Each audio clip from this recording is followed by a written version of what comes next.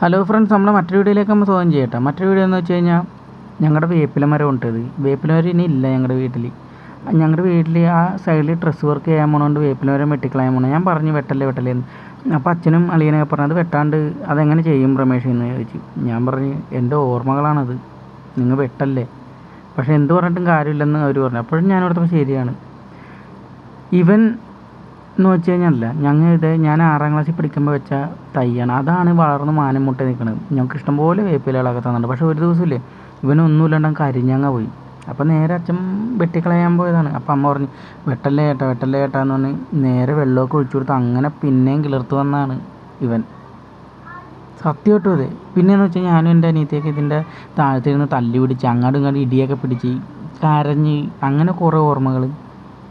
പിന്നെ എൻ്റെ അമ്മ അതിൻ്റെ തൊട്ടപ്പുറത്ത് ഞങ്ങൾക്ക് അന്ന് ഗ്യാസൊന്നുമില്ല, ആ സൈഡിലൊക്കെ ഇട്ട് ഒരു അടപ്പൊക്കെ വെച്ചിട്ട് ചാള വറുത്ത് തന്നത് എന്ത് രുചിയാണ്. അങ്ങനെ കുറേ കാര്യങ്ങൾ.